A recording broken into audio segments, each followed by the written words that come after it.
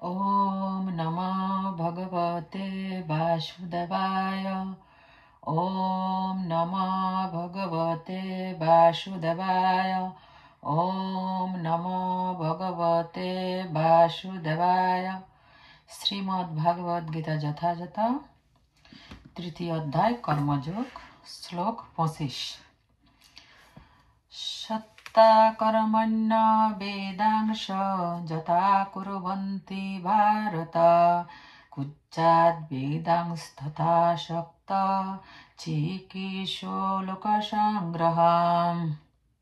সত্তা আসক্ত হয়ে কর্মণি শাস্ত্রোক্ত কর্মে অবিদাংশ অজ্ঞান মানুষেরা যথা যেমন কুর্বন্তি করে ভারত হে ভরত বংশীয় কুজ্জাত কর্ম করবেন বিদ্বান জ্ঞানী ব্যক্তি তথা যেমন অসক্ত আসক্তিরহিত হয়ে চিকিৎসু পরিচালিত করতে ইচ্ছা করে লোক সংগ্রহম জনসাধারণকে।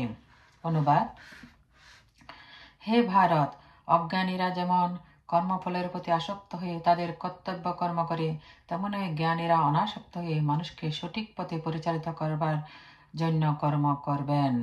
তাৎপর্য: কৃষ্ণ ভাবনাময় ভক্ত এবং কৃষ্ণ ভাবনা বিমুখ অভক্তের মধ্যে পার্থক্য হচ্ছে তাদের মনোবৃত্তির পার্থক্য। কৃষ্ণ ভাবনার উন্নতি সাধনের পক্ষে যা সহায়ক নয়, কৃষ্ণ ভাবনাময় ভক্ত সে সমস্ত কর্ম করেন না। অবিদ্যার অন্ধকারে আচ্ছন্ন মায়াভক্ত জীবের কর্ম আর কৃষ্ণ ভাবনাময় মানুষের কর্মকে অনেক সময় আপাত দৃষ্টিতে একই রকম বলে মনে হয়, কিন্তু মায়াচ্ছন্ন মুখ্য মানুষ তার সমস্ত কর্ম করে নিজের ইন্দ্রিয় তৃপ্তি করার জন্য, কিন্তু কৃষ্ণ ভাবনাময় মানুষ তার কর্ম করে শ্রীকৃষ্ণের তৃপ্তি সাধন করার জন্য। তাই মানব সমাজে কৃষ্ণ ভাবনাময় মানুষের অত্যন্ত প্রয়োজন, কেননা তারাই মানুষকে জীবনের প্রকৃত গন্তব্যস্থলের দিকে পরিচালিত করতে পারেন। কর্মবন্ধনে আবদ্ধ হয়ে জীব জন্ম মৃত্যু জরা ব্যাধির চক্রে পাক খাচ্ছে, সেই কর্মকে কিভাবে শ্রীকৃষ্ণের শ্রীচরণে অর্পণ করা যায় তা কেবল তারাই শেখাতে পারেন।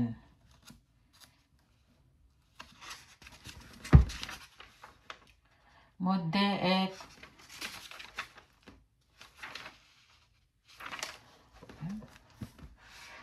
শ্লোক 26। ন বুদ্ধি ভেদং জনয়েদ জ্ঞানং কর্ম সঙ্গিনাম যোষয়ে সর্বকর্মাণি বিদ্যান যুক্ত সমাচরণ।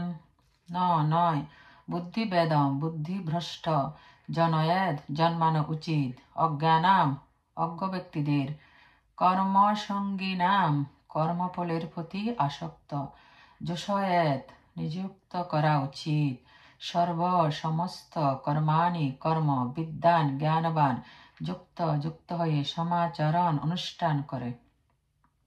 অনুবাদ: জ্ঞানবান ব্যক্তিরা কর্মাসক্ত জ্ঞানহীন ব্যক্তিদের বুদ্ধি বিভ্রান্ত করবেন না, বরং তারা ভক্তিযুক্ত চিত্তে সমস্ত কর্ম অনুষ্ঠান করে জ্ঞানহীন ব্যক্তিদের কর্মে প্রবৃত্ত করবেন। তাৎপর্য: বেদচ্চ সর্বেরহমেব বেদ্য, সেটি হচ্ছে বেদের শেষ কথা। বেদের সমস্ত আচার অনুষ্ঠান যাগ যজ্ঞ আদি এমনকি জড় কার্যকলাপের সমস্ত নির্দেশাদির একমাত্র উদ্দেশ্য হচ্ছে ভগবান শ্রীকৃষ্ণকে জানা। যেহেতু বদ্ধজীবেরা তাদের জড় ইন্দ্রিয় তৃপ্তির অতীত কোনো কিছু জানে না, তাই তারা সেই উদ্দেশ্যে বেদ অধ্যয়ন করে। কিন্তু বৈদিক আচার অনুষ্ঠানের বিধি নিষেধের দ্বারা নিয়ন্ত্রিত হয়ে সকাম কর্ম ও ইন্দ্রিয় তর্পণের মাধ্যমে মানুষ ক্রমান্বয়ে কৃষ্ণ ভাবনায় উন্নীত হয়। তাই কৃষ্ণ তত্ত্ববেত্তা কৃষ্ণ ভক্ত কখনোই অপরের কার্যকলাপ ও বিশ্বাসে বাধা দেন না। পক্ষান্তরে তিনি তার কার্যকলাপের মাধ্যমে শিক্ষা দেন কিভাবে সমস্ত কর্মের ফল শ্রীকৃষ্ণের সেবায় উৎসর্গ করা যেতে পারে। অভিজ্ঞ কৃষ্ণ ভাবনাময় ভক্ত এমনভাবে আচরণ করেন যার ফলে ইন্দ্রিয় তর্পণে রত দেহাত্ম বুদ্ধি সম্পন্ন অজ্ঞ লোকেরাও উপলব্ধি করতে পারে তাদের কি করা কর্তব্য। যদিও কৃষ্ণ ভাবনাহীন অজ্ঞ লোকদের কাজে বাধা দেওয়া উচিত নয়, তবে অল্প উন্নতিপ্রাপ্ত কৃষ্ণ ভক্ত বৈদিক ধর্মানুষ্ঠানের বিবিধ বিধির অপেক্ষা না করে সরাসরি শ্রীকৃষ্ণের সেবায় নিয়োজিত হতে পারে। এই ধরনের ভাগ্যবান লোকের পক্ষে বৈদিক আচার অনুষ্ঠানের আচরণ করার কোনো প্রয়োজনীয়তা থাকে না, কারণ শ্রীকৃষ্ণের সেবা করলে আর কোনো কিছুই করার প্রয়োজনীয়তা থাকে না। ভগবত তত্ত্ববেত্তা সদ্গুরুর নির্দেশ অনুসারে শ্রীকৃষ্ণের সেবা করলে সর্বকর্ম সাধিত হয়। শ্লোক 27।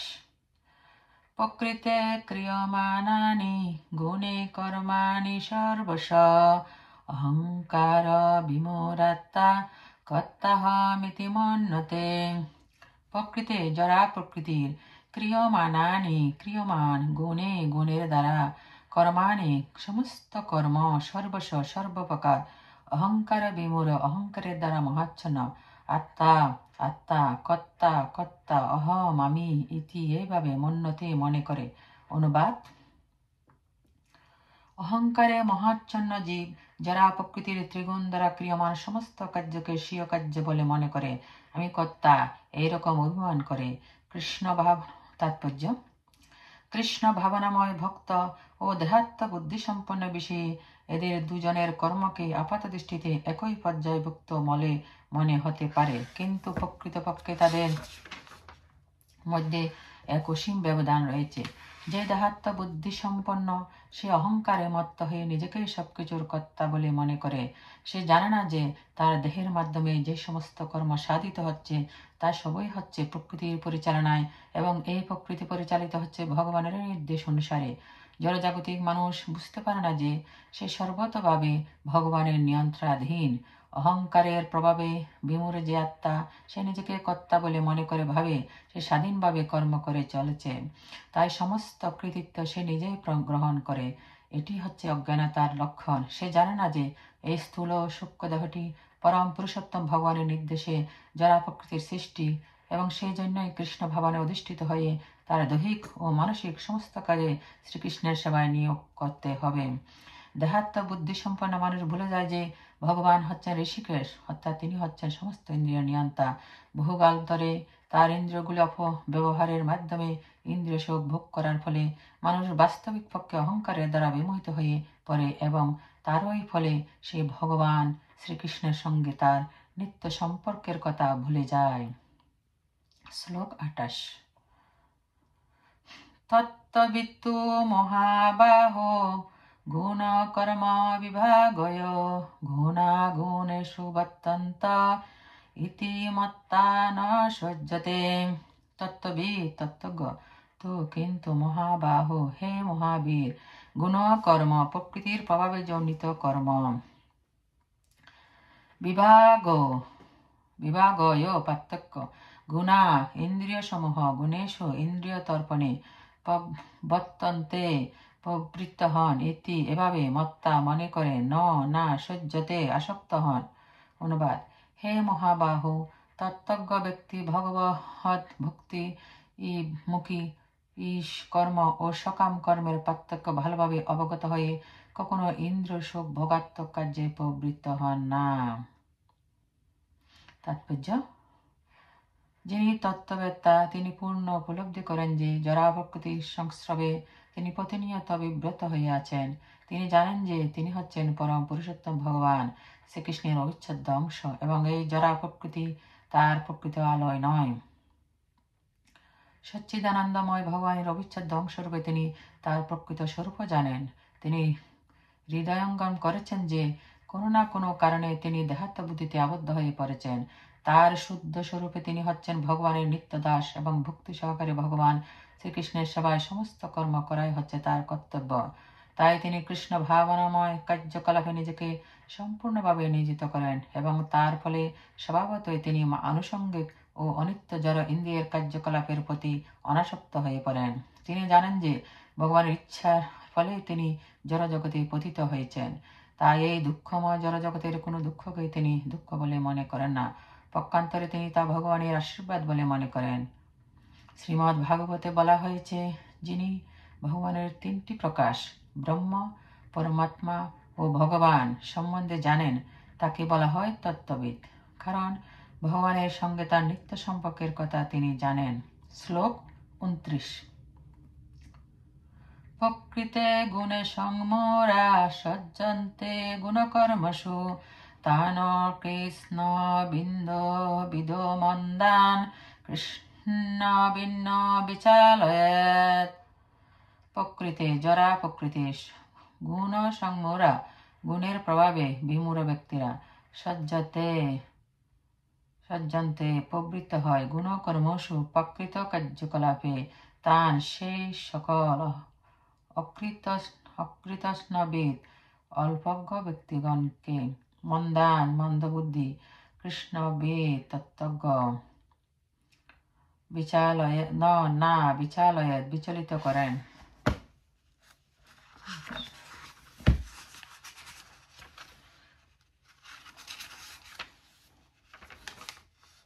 অনুবাদ: যারা প্রকৃতির গুণের দ্বারা মহাচ্ছন্ন হয়ে অজ্ঞান ব্যক্তিরা জাগতিক কার্যকলাপে প্রবৃত্ত হয়, কিন্তু তাদের কর্ম নিকৃষ্ট হল তত্ত্বজ্ঞানী পুরুষেরা সেই মন্দবুদ্ধি ও অল্পজ্ঞ ব্যক্তিগণকে বিচলিত করেন না।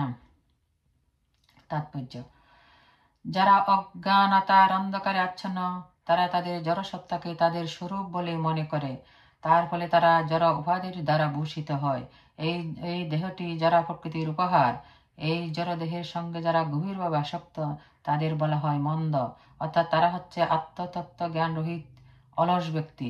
মূর্খ লোকেরা তাদের জড় দেহটিকে তাদের আত্মা বলে মনে করে। এই দেহটিকে কেন্দ্র করে যে সমস্ত মানুষের সঙ্গে তাদের সম্পর্ক গড়ে উঠেছে, তাদেরকে তারা আত্মীয় বলে স্বীকার করে। যে দেশে তারা জন্ম নিয়েছে, অর্থাৎ যে দেশে তারা তাদের জড় দেহটি প্রাপ্ত হয়েছে, সেটি তাদের দেশ, আর সেই দেশকে তারা পূজা করে এবং তাদের অনুকূলে কতকগুলি সংস্কারের অনুষ্ঠান করাকে তারা ধর্ম বলে মনে করে। সমাজসেবা, জাতীয়তাবাদ, পরমাত্মবাদ আদি হচ্ছে এই ধরনের জড় উপাধিপ্রাপ্ত ব্যক্তিদের কতকগুলি আদর্শ। এই সমস্ত আদর্শের দ্বারা অনুপ্রাণিত হয়ে তারা নানা রকম জাগতিক কাজে ব্যস্ত থাকে। তারা মনে করে ভগবানের কথা হচ্ছে রূপকথা, তাই ভগবানকে নিয়ে মাথা ঘামাবার মতো সময় তাদের নেই। এই ধরনের মহাচ্ছন্ন মানুষেরা অহিংসা নীতি আদি দেহগত হিতকর কার্যে ব্রতী হয়, কিন্তু তাতে কোনো কাজ হয় না। পারমাত্মিক জ্ঞান অর্জন করে যারা তাদের প্রকৃত স্বরূপ আত্মাকে জানতে পেরেছেন, তারা এই সমস্ত দেহ সর্বস্ব মানুষদের কাজে কোনো রকম বাধা দেন না। পক্ষান্তরে তারা নিঃশব্দে তাদের পারমাত্মিক কর্ম ভগবানের সেবা করে চলেন। যারা অল্প বুদ্ধি সম্পন্ন, তারা ভগবত ভক্তির মর্ম বোঝে না। তাই ভগবান শ্রীকৃষ্ণ উপদেশ দিয়েছেন তাদের মনে ভগবত ভক্তির সঞ্চার করার চেষ্টা করে অনর্থক সময় নষ্ট না করতে। কিন্তু ভগবানের ভক্তরা ভগবানের চাইতেও বেশি কৃপালু, তাই তারা নানা রকম দুঃখ কষ্ট সহ্য করে সমস্ত বিপদকে অগ্রাহ্য করে সকলের অন্তরে ভগবত ভক্তির সঞ্চার করতে চেষ্টা করেন। কারণ তারা জানেন যে মনুষ্য জন্ম লাভ করে ভগবত ভক্তি সাধন না করলে সেই জন্ম সম্পূর্ণ বৃথা। শ্লোক 30। ময়ি সর্বাণি কর্মাণি সংনাশাধ্যাত্মচেতসা নিরাশি নির্মম ভূত্তা যুদ্ধস্য বিগত জরা। ময়ি আমাকে, সর্বাণি সর্বপ্রকার কর্মাণি কর্ম সংন্যাস্য সমর্পণ করে, অর্থাৎ অধ্যাত্ম আত্মনিষ্ঠ চেতসা চেতনার দ্বারা নিরাশী নিষ্কাম নির্মম মমতা শূন্য ভূত্তা হয়ে যুদ্ধস্য যুদ্ধ কর বিগত জর শোক শূন্য হয়ে। অনুবাদ: অতএব হে অর্জুন, অধ্যাত্ম চেতনা সম্পন্ন হয়ে তোমার সমস্ত কর্ম আমাকে সমর্পণ করো এবং মমতা শূন্য নিষ্কাম ও শোক শূন্য হয়ে তুমি যুদ্ধ করো। তাৎপর্য: এই শ্লোকে স্পষ্টভাবে ভগবদ গীতার উদ্দেশ্যে বর্ণনা করা হয়েছে। এখানে ভগবান আদেশ করেছেন যে সম্পূর্ণভাবে ভগবত চেতনায় উদ্বুদ্ধ হয়ে কর্তব্য কর্ম করে যেতে হবে। সৈনিকেরা যেমন গভীর নিষ্ঠা শৃঙ্খলার সঙ্গে তাদের কর্তব্য কর্ম করে, মানুষের কর্তব্য হচ্ছে ঠিক তেমনভাবে ভগবানের সেবা করা। ভগবানের আদর্শকে কখনো কখনো অত্যন্ত কঠোর বলে মনে হতে পারে, কিন্তু তার আদর্শ পালন করাই হচ্ছে মানুষের ধর্ম। তাই শ্রীকৃষ্ণের উপর নির্ভরশীল হয়ে তা আমাদের পালন করতেই হবে, কেননা সেটি হচ্ছে জীবের স্বরূপ। ভগবান শ্রীকৃষ্ণের সেবা না করে মানুষ যদি সুখী হতে চেষ্টা করে, তবে তার সেই চেষ্টা কোনো দিনই সফল হবে না। ভগবানের ইচ্ছা অনুসারে কর্ম করাই হচ্ছে জীবের কর্তব্য। এবং সেই জন্য তাকে যদি সবকিছু ত্যাগ করতে হয় তবে তাই বিদয়। ভালো মন্দ লাভ করতে সুবিধা অসুবিধার কথা বিবেচনা না করে ভগবানের আদর্শ পালন করাই হচ্ছে আমাদের কর্তব্য। সেই জন্য শ্রীকৃষ্ণ যেন সাময়িক নেতার মতোই অর্জুনকে যুদ্ধের নির্দেশ দিয়েছিলেন। অর্জুনের পক্ষে সেই নির্দেশ যাচাই করার কোনো পথ ছিল না, তাকে সেই নির্দেশ মানতে হয়েছিল। ভগবান হচ্ছেন সমস্ত আত্মার আত্মা, তাই নিজের সুখ সুবিধার কথা বিবেচনা না করে যিনি সম্পূর্ণভাবে পরমাত্মার উপর নির্ভরশীল, অথবা পক্ষান্তরে যিনি সম্পূর্ণরূপে কৃষ্ণ ভাবনাময়, তিনি হচ্ছেন অধ্যাত্ম চেত।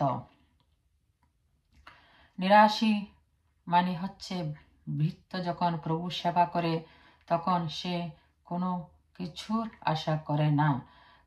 খাজাঞ্চি লক্ষ লক্ষ টাকা গণনা করে, কিন্তু তার এক কর্দপকও সে নিজের বলে মনে করে না, কারণ সে জানে যে সেই টাকা তার মালিকের। ঠিক তেমনই এই জগতের সবকিছুই ভগবানের, তাই তার সেবাতে সবকিছু অর্পণ করাই হচ্ছে আমাদের কর্তব্য। আমরা যদি তা করি তাহলে আমরা ভগবানের যথার্থ ভৃত্য হতে পারি, তাহলেই আমাদের জন্ম সার্থক হয় এবং আমরা পরম শান্তি লাভ করতে পারি।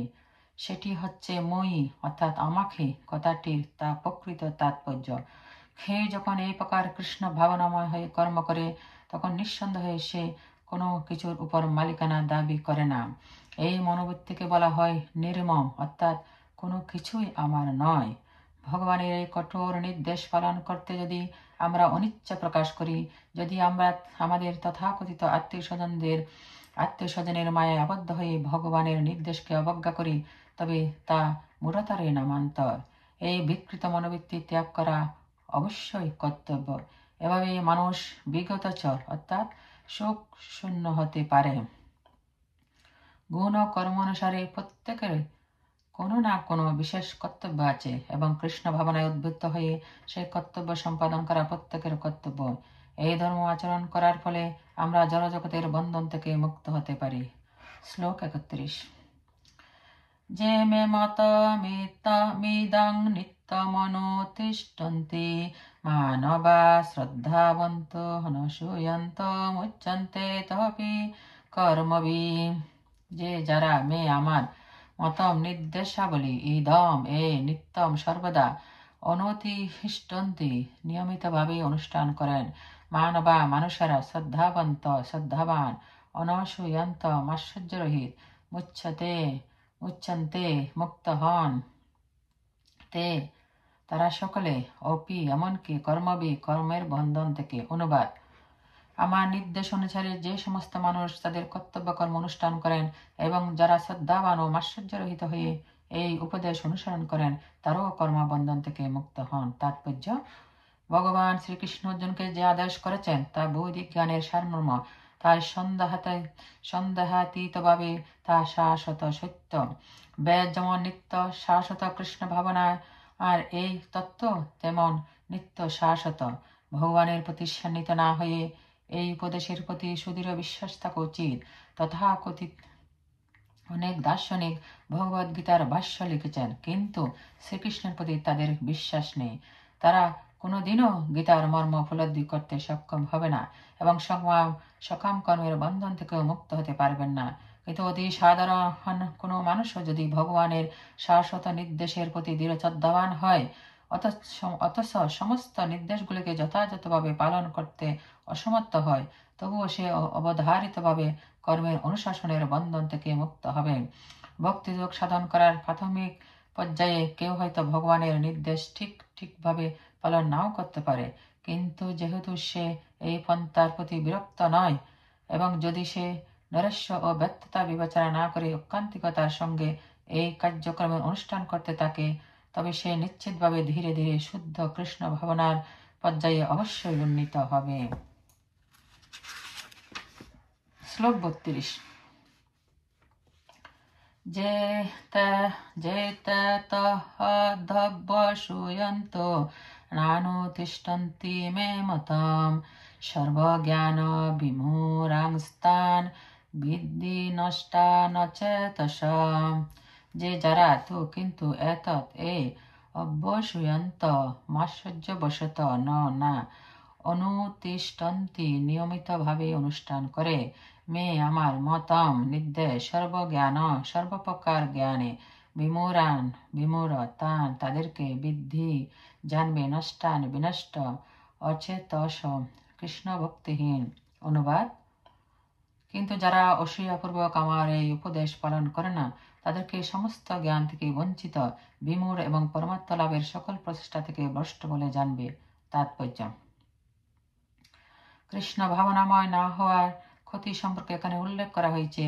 কর্মক্ষেত্রে সর্বোচ্চ কর্মকর্তার নির্দেশ মানতে অবাধ্যতা করলে যেমন শাস্তি হয়, তেমনি পরম পুরুষোত্তম ভগবানের নির্দেশ অমান্য করলেও নিশ্চয়ই শাস্তি আছে। অমান্যকারী লোক, তা সে যতই উচ্চস্তরের হোক, তার কাণ্ড জ্ঞানহীন বুদ্ধি বিবেচনার জন্য তার নিজের স্বরূপ সম্পর্কে, এমনকি পরম ব্রহ্ম, পরমাত্মা ও পরম পুরুষোত্তম ভগবানের স্বরূপ সম্পর্কেও সে অজ্ঞ। সুতরাং তার জীবনের পূর্ণতা লাভের কোনোই আশা নেই। শ্লোক 33। সদৃশং ষষ্ঠতে ছসা প্রকৃতে জ্ঞানবানপি প্রকৃতিং জানতি ভূতানি নিগ্রহ কিং করিষ্যতি। সদৃশম অনুরূপ ভাবে, শ্রেষ্ঠতে চেষ্টা করে, সসা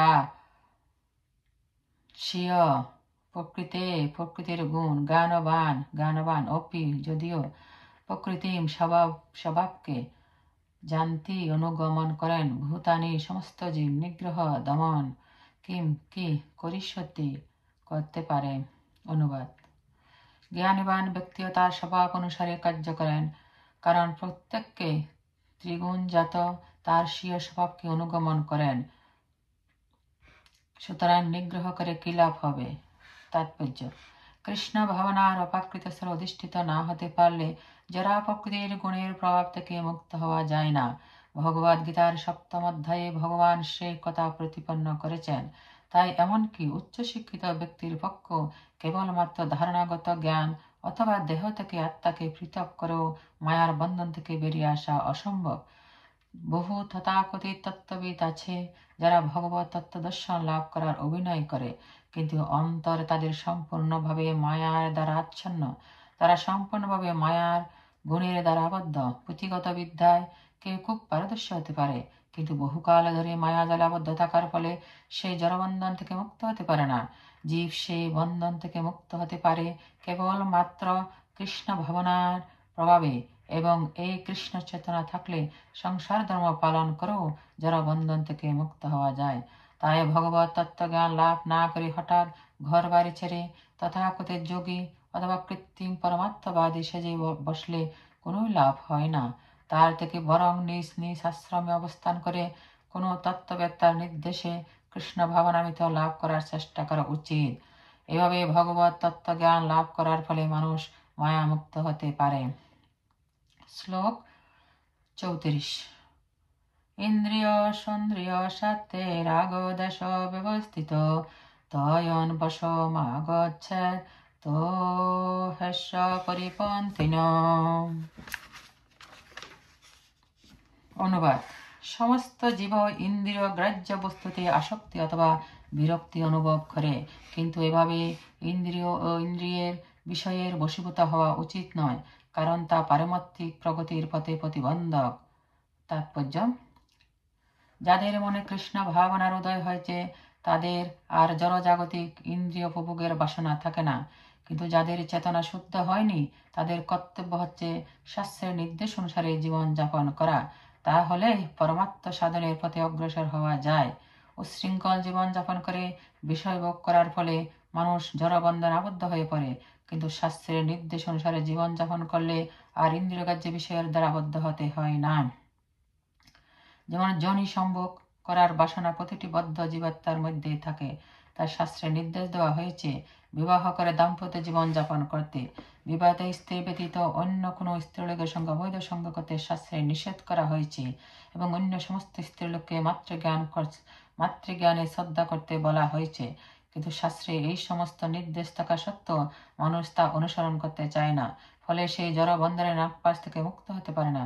এই ধরনের বিকৃত বাসনাগুলো দমন করতে হবে, তা না হলে সেগুলি আত্মোপলব্ধির পথে দূরতিক্রম্য প্রতিবন্ধক হয়ে দাঁড়াবে। জড় দেহটি যতক্ষণ আছে ততক্ষণ তার প্রয়োজনগুলো মেটাতে হবে, কিন্তু তা করতে হবে শাস্ত্রের বিধি নিষেধ অনুসরণ করার মাধ্যমে। আর তা সত্ত্বেও আমাদের সতর্ক থাকতে হবে যাতে কোনো রকম দুর্ঘটনা না ঘটে। রাজপথে যেমন দুর্ঘটনা ঘটার সম্ভব থাকে, তেমনি শাস্ত্রের বিধিনিষেধের দ্বারা নিয়ন্ত্রিত হওয়া সত্ত্বেও পথভ্রষ্ট হওয়ার সম্ভাবনা থাকে। বহুকাল ধরে এই জরা প্রকৃতির সংসর্গের ফলে আমাদের ইন্দ্রিয় সুখ ভোগ করবার ইচ্ছা অত্যন্ত প্রবল। তাই নিয়ন্ত্রিত ইন্দ্রিয় সুখ ভোগ করলেও প্রতি পদক্ষেপে অধপতিত হওয়ার সম্ভাবনা থাকে। তাই নিয়ন্ত্রিত ইন্দ্রিয় ভোগের আসক্তিও সর্বতভাবে বর্জনীয়। ভগবান শ্রীকৃষ্ণকে ভালোবাসে তার সেবায় ব্রতী হলে অচিরেই আমরা জড় সুখ ভোগ করার বাসনা থেকে মুক্ত হতে পারি। তাই কোনো অবস্থাতেই ভগবানের সেবা থেকে বিরত হওয়া উচিত নয়। ইন্দ্রিয় সুখ বর্জন করার উদ্দেশ্য হচ্ছে কৃষ্ণ ভাবনামৃত লাভ করা, তাই কোনো অবস্থাতেই তা পরিত্যাগ করা উচিত নয়। শ্লোক 35। শ্রেয়ান স্বধর্ম বেগুণ পরধর্মাসনুষ্ঠিতাৎ স্বধর্মে নিধনং শ্রেয় পরধর্ম ভয়াবহ। শ্রেয়ান শ্রেষ্ঠ স্বধর্ম বেগুণ দোষযুক্ত পরধর্মাৎ অন্যের জন্য নির্দিষ্ট ধর্ম থেকে সনুষ্ঠিতাৎ উত্তম রূপে অনুষ্ঠিত স্বধর্মে নিধন শ্রেয় ভালো পরধর্ম অন্যের ধর্ম ভয়াবহ বিপজ্জনক। অনুবাদ: স্বধর্মের অনুষ্ঠান দোষযুক্ত হলেও উত্তম রূপে অনুষ্ঠিত পরধর্ম থেকে উৎকৃষ্ট। স্বধর্ম সাধনে যদি মৃত্যু হয় তাও মঙ্গলজনক, কিন্তু অন্যের ধর্মের অনুষ্ঠান করা বিপজ্জনক। তাৎপর্য: পরধর্ম পরিত্যাগ করে সম্পূর্ণভাবে ভগবান শ্রীকৃষ্ণের শরণাগত হয়ে স্বধর্ম আচরণ করা মানুষের কর্তব্য। যারা প্রকৃতির গুণ অনুসারে শাস্ত্র নির্দেশিত ধর্মাচরণগুলি মানুষের ধর্মের বৈশিষ্ট্য অনুযায়ী নির্ধারিত হয়েছে। সদ্গুরু যে আদেশ দেন তাই হচ্ছে পারমার্থিক কর্তব্য। এই কর্তব্য সম্পাদন করার মাধ্যমে আমরা শ্রীকৃষ্ণের অপ্রাকৃত সেবা করে থাকি। কিন্তু জাগতিক অথবা পারমার্থিক যাই হোক না কেন, অন্যের ধর্ম অনুকরণ অপেক্ষা মৃত্যুকাল পর্যন্ত স্বধর্মে নিষ্ঠাবান থাকা প্রত্যেকের একান্ত কর্তব্য। জাগতিক স্তরের কর্তব্য এবং পারমার্থিক স্তরের কর্তব্য ভিন্ন হতে পারে, কিন্তু সেগুলি সম্পাদন করা সব সময় মঙ্গলজনক।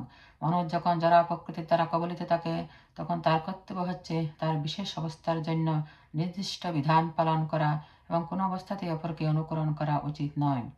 যেমন সত্যগুণের দ্বারা প্রভাবিত ব্রাহ্মণ হচ্ছেন অহিংসাপরায়ণ, কিন্তু রজগুণের দ্বারা প্রভাবিত ক্ষত্রিয় প্রয়োজন হলে হিংসার আশ্রয় নিতে পারেন। স্বধর্ম আচরণ করতে গিয়ে ক্ষত্রিয়কে যদি মৃত্যুবরণ করতে হয় তাও ভালো, কিন্তু ব্রাহ্মণকে অনুকরণ করে অহিংসার আচরণ করা তার উচিত নয়। চিত্তবৃত্তির পরিশোধন করা সকলেরই কর্তব্য, কিন্তু তা সাধন করতে হয় ধীরে ধীরে, তা তাড়াহুড়ো করে নয়। তবে মানুষ যখন জড়গুণের প্রভাব মুক্ত হয়ে সম্পূর্ণভাবে কৃষ্ণ চেতনা লাভ করেন তখন তিনি যে কোনো রকম আচরণ করতে পারেন, কিন্তু তার সেই সমস্ত কর্ম অনুষ্ঠিত হয় সদ্গুরুর নির্দেশ অনুসারে। কৃষ্ণ ভাবনার সেই পূর্ণ স্তরে ব্রাহ্মণ ক্ষত্রিয়ের মতো আচরণ করতে পারেন, ক্ষত্রিয় ব্রাহ্মণের মতো আচরণ করতে পারেন। অপ্রাকৃত স্তরে জড়জগতের গুণ অনুসারে স্তর বিভাগ নেই। যেমন ক্ষত্রিয় হওয়া সত্ত্বেও বিশ্বামিত্র ব্রাহ্মণের মতো আচরণ করেছিলেন, আবার ব্রাহ্মণ হওয়া সত্ত্বেও পরশুরাম ক্ষত্রিয়ের মতো আচরণ করেছিলেন। তারা অপ্রাকৃত স্তরে অধিষ্ঠিত ছিলেন, তারা এভাবে আচরণ করতে পারতেন। কিন্তু মানুষ যখন প্রাকৃত স্তরে থাকে তখন যারা প্রকৃতির গুণ অনুসারে তাকে তার স্বধর্ম আচরণ করে সম্যকভাবে কৃষ্ণ চেতনা লাভ করতে হয়। শ্লোক 36। অর্জুন উবাচ অথ কেন প্রযুক্তঃ পাপং চরতি পুরুষ অনিচ্ছন্নপি বাঞ্ছয় বলাদিব নিয়োজিত। অর্জুন উবাচ, অর্জুন বললেন, অত তবে কেন, কার দ্বারা প্রযুক্ত প্রেরিত হয়ে অয়ম এই পাপম পাপ চরতি আচরণ করে পুরুষ মানুষ অনিচ্ছায় অপি যদিও বাঞ্ছয় হে ঋষি বংশাবতংশ বলাৎ বলপূর্বক ইব যেন নিয়োজিত। অনুবাদ: অর্জুন বললেন, হে বাঞ্ছেয়, মানুষ কার দ্বারা চালিত হয়ে অনিচ্ছা সত্ত্বেও যেন বলপূর্বক নিয়োজিত হয়েই পাপাচরণে প্রবৃত্ত হয়। তাৎপর্য: ভগবানের অবিচ্ছেদ্য অংশ জীব মূলত চিন্ময়, পবিত্র ও জড় কলুষ থেকে মুক্ত, তাই সে জড় জগতের পাপের অধীন নয়। কিন্তু সে যখন জড় জগতের সংস্পর্শে আসে তখন সে বিনা দ্বিধায় ইচ্ছাকৃতভাবে ও অনিচ্ছাকৃতভাবে নানা রকম পাপ কার্যে লিপ্ত হয়। তাই এখানে অর্জুন জীবদের এই বিকৃত স্বভাব সম্পর্কে শ্রীকৃষ্ণের কাছে যে প্রশ্ন উত্থাপন করেছেন তা খুবই ন্যায়সঙ্গত। যদিও কখনো কখনো জীব পাপ কর্ম করতে চায় না, তবুও সে পাপ কর্ম করতে বাধ্য হয়। আমাদের দেহের মধ্যে অবস্থান করে পরমাত্মা কিন্তু আমাদের পাপ কর্ম করতে অনুপ্রাণিত করেন না, কিন্তু তা সত্ত্বেও জীব পাপ কার্যে লিপ্ত হয়। তার কারণ ভগবান পরবর্তী শ্লোকে বর্ণনা করেছেন। শ্লোক 37। শ্রী ভগবান উবাচ কাময়েশ ক্রোধয়েশ রজগুণ সমুদ্ভব মহাশন মহাপাপমা বিন্দনামিহ গৌরিণাম।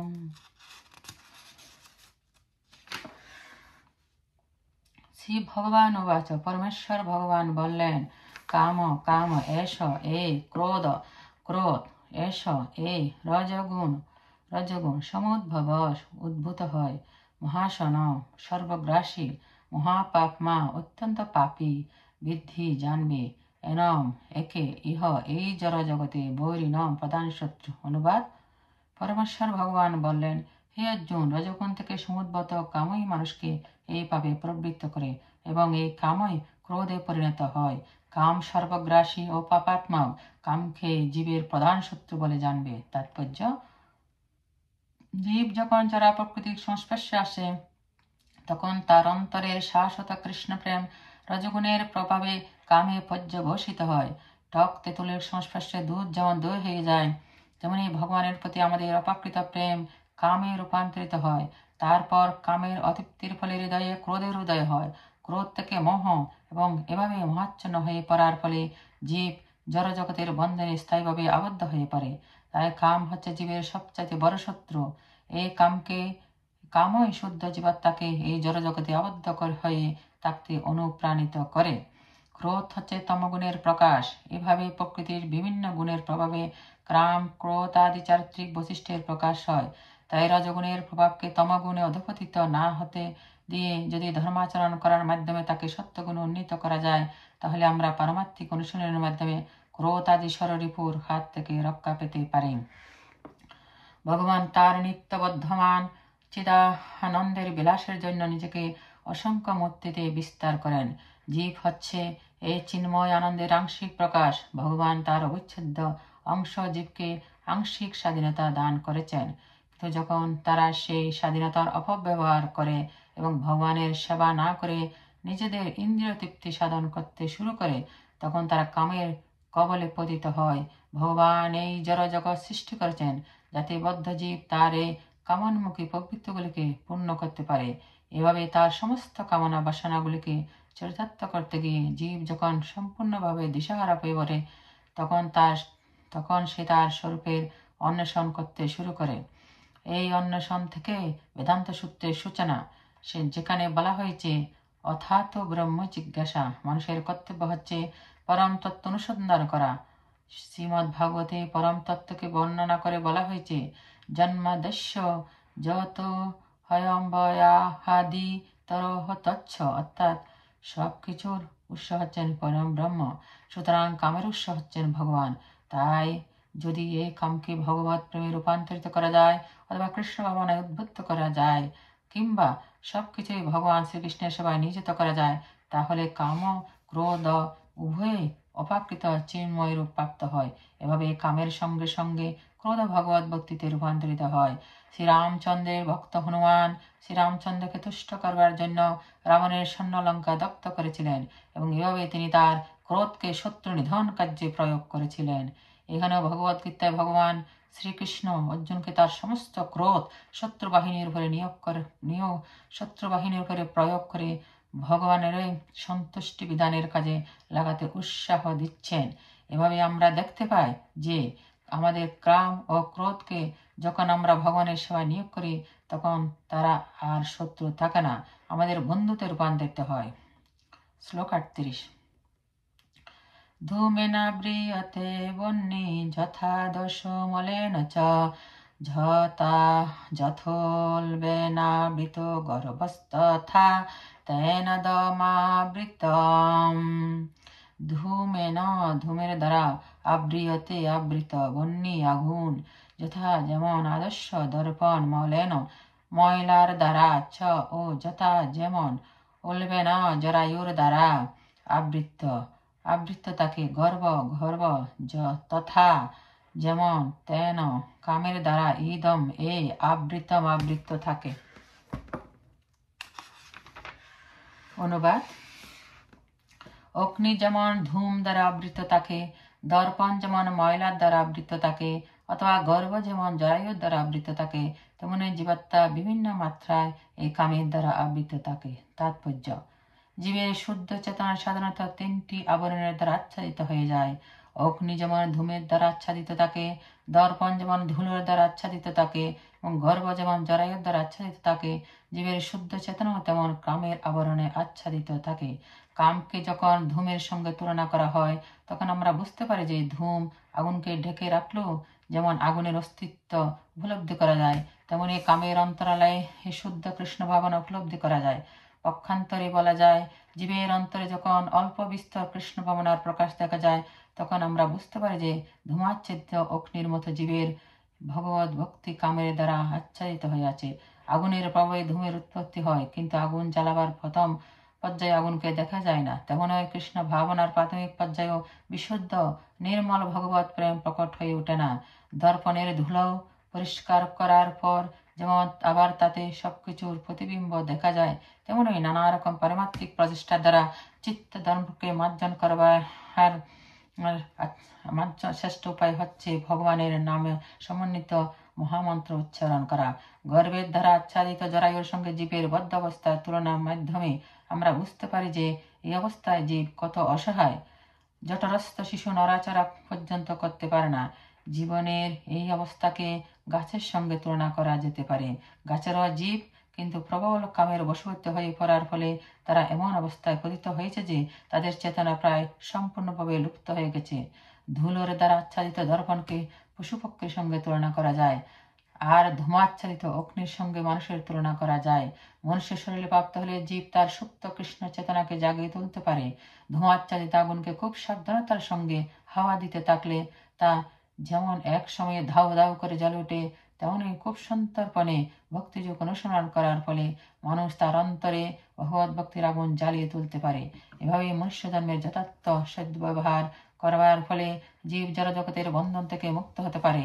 মনুষ্য জন্ম লাভ করার ফলে জীব তার শত্রু কাম প্রবৃত্তিকে দমন করতে পারে, আর তা সম্ভব হয় সদ্গুরুর তত্ত্বাবধানে কৃষ্ণ ভাবনা অনুশীলন করার মাধ্যমে। শ্লোক 39। আবৃতং জ্ঞানমেতেন জ্ঞানিন নিত্যগৌরিণা কামরূপেণ কন্তয় দুষ্পুরেণানলেন চ। আবৃতম আবৃত, জ্ঞানম শুদ্ধ চেতনা, এতেন এর দ্বারা, জ্ঞানিন জ্ঞানীর, নিত্যগৌরিণা চিরশত্রু দ্বারা, কামরূপেণ কামরূপ, কন্তয় হে কুন্তি পুত্র, দুষ্পুরেণ অপূরণীয়, অনলেন অগ্নির দ্বারা, চ ও। অনুবাদ। কামরূপে চিরশত্রু দ্বারা জীবের শুদ্ধ চেতনা আবৃত হয়। এই কাম দুর্বারিত অগ্নির মতো চিরতৃপ্ত। তাৎপর্য: মনোস্থিতিতে বলা হয়েছে যে ঘি ঢেলে যেমন আগুনকে কখনো নেভানো যায় না, তেমনি কাম উপভোগের দ্বারা কখনোই কামের নিবৃত্ত হয় না।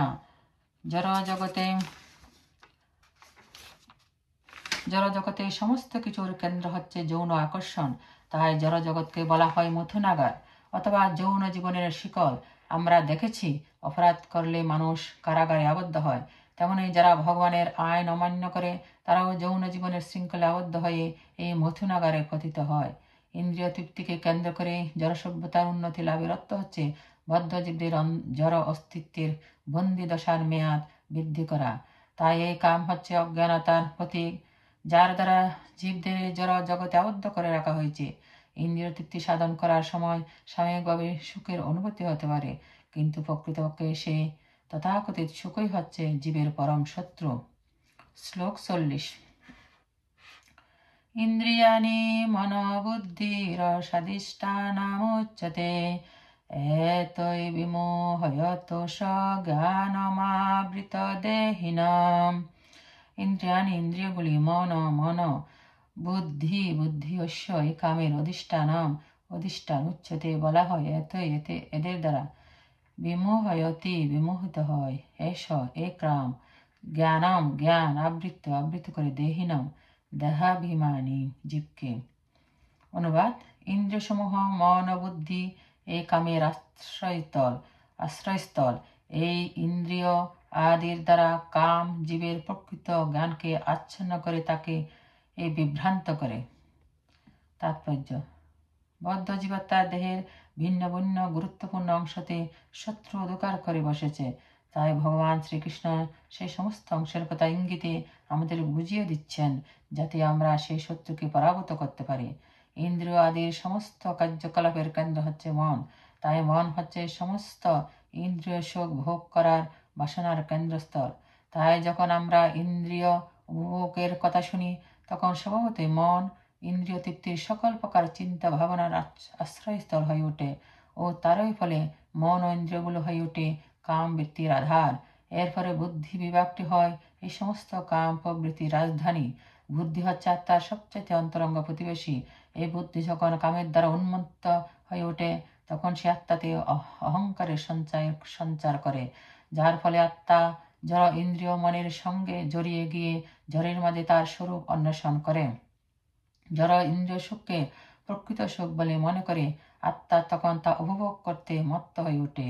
শ্রীমদ্ ভাগবতে আত্মার এই আত্মবিস্মৃতিকে খুব সুন্দরভাবে ব্যাখ্যা করে বলা হয়েছে, যস্যাত্মা বুদ্ধি কুণপেতি ধাতুকে শোধি কলত্রাদিশো ভৌম ইজ্জধি যত্তীর্থ বুদ্ধি সলিলে ন কহিচিস জনেশভিগেষু সয়েব গোখর। যে ত্রিধাতু সমন্বিত এই জড় দেহকে পরম প্রেমাস্পদ আত্মা স্ত্রী পুত্র দেহকে আত্মীয় পার্থিব জন্মস্থানকে পূজনীয় মনে করে এবং তীর্থস্থানে গিয়ে কেবলমাত্র নদীতে স্নান ছেড়ে চলে আসে, কিন্তু পারমার্থিক জ্ঞান সম্পন্ন সেখানকার মানুষদের সঙ্গে ভগবত তত্ত্ব আলোচনা করে না, সে একটি গাধা অথবা গরু। শ্লোক 41। তস্মাত্তমিন্দ্রিয়াণ্যদো নিয়ম ভরতর্ষভ পাপমানং প্রজহি হন্যং জ্ঞান বিজ্ঞাননাশনম। তস্মাৎ সেই হেতু তুমি ইন্দ্রিয়াণি ইন্দ্রিয়গুলি আদৌ প্রথমে নিয়ন্ত্রিত করে ভরতর্ষভ হে ভরতশ্রেষ্ঠ পাপমানম পাপের প্রধান প্রতীক প্রজহি বিনাশ কর হি অবশ্যই এনম এ জ্ঞান বিজ্ঞান আত্মতত্ত্ব বিজ্ঞান নাশক।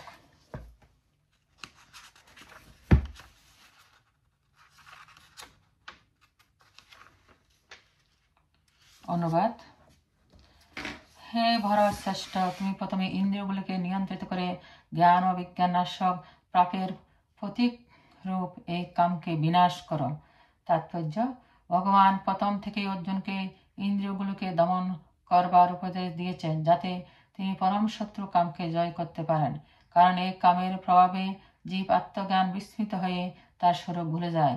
এখানে জ্ঞান বলতে সেই জ্ঞানকে বোঝানো হয়েছে যে জ্ঞান আমাদের প্রকৃত স্বরূপের কথা মনে করিয়ে দেয়, অর্থাৎ যে জ্ঞান আমাদের মনে করিয়ে দেয় যে আমাদের আত্মাই হচ্ছে আমাদের প্রকৃত স্বরূপ, আমাদের জড় দেহটি একটি আবরণ মাত্র। বিজ্ঞান বলতে সেই বিশেষ জ্ঞানকে বোঝায় যা ভগবানের সঙ্গে আমাদের নিত্য সম্পর্কের কথা মনে করিয়ে দেয়। এর ব্যাখ্যা করে শ্রীমদ্ ভাগবতে বলা হয়েছে, জ্ঞানং পরম গুচ্ছং মে যৎ বিজ্ঞান সমন্বিতম রহস্যং তদঙ্গং চ গৃহানগোদিতং ময়া। আত্মজ্ঞান ও ভগবত তত্ত্বজ্ঞান পরম গোপনীয় ও গভীর রহস্যপূর্ণ, কিন্তু ভগবান যখন নিজে এই জ্ঞান বিশ্লেষণ করেন তখন তা হৃদয়ঙ্গম করা যায়। ভগবদ্গীতা আমাদের আত্মতত্ত্ব সম্পর্কে সাধারণ ও বিশেষ জ্ঞান প্রদান করে।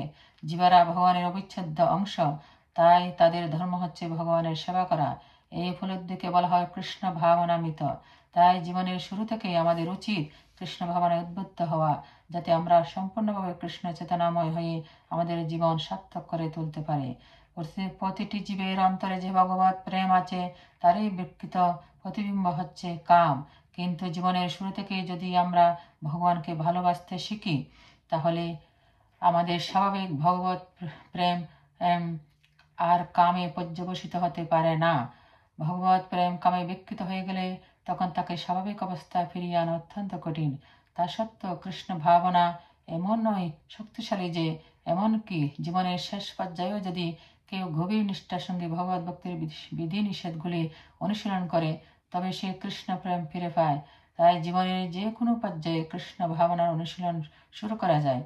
যখন আমরা কৃষ্ণ ভাবনার মাহাত্ম্য উপলব্ধি করতে পারি, ভগবত ভক্তির প্রয়োজনীয়তা উপলব্ধি করতে পারি, জীবনের যে পর্যায়ে হোক, তখন থেকে আমরা ভক্তিযোগের অনুসরণ করতে পারি এবং আমাদের পরম সত্য কামকে কৃষ্ণপ্রেমে রূপান্তরিত করতে পারি। এটি হচ্ছে মানব জীবনের সর্বোত্তম পূর্ণতার স্তর। শ্লোক 42। ইন্দ্রিয়াণি পরান্নাহুরি ইন্দ্রিয়েভ্যো পরং মন, মনঃসন্তু পরা বুদ্ধি চ বুদ্ধে পরস্তস্তু স। ইন্দ্রিয়াণি ইন্দ্রিয়সমূহ, পরাণি শ্রেয় আহু বলা হয়। ইন্দ্রিয়েভ্য ইন্দ্রিয়গুলি অপেক্ষা, পরম শ্রেয় মন মন, মনস মনের থেকে, তু ও পরা শ্রেয় বুদ্ধি বুদ্ধি, য যিনি, বুদ্ধে বুদ্ধির থেকে, পরত শ্রেয় তু কিন্তু, স তিনি। অনুবাদ: স্থূল জড় পদার্থ থেকে ইন্দ্রিয়গুলোর শ্রেয়, ইন্দ্রিয়গুলির থেকে মন শ্রেয়, মন থেকে বুদ্ধি শ্রেয়, আর তিনি আত্মা সেই বুদ্ধি থেকে শ্রেয়।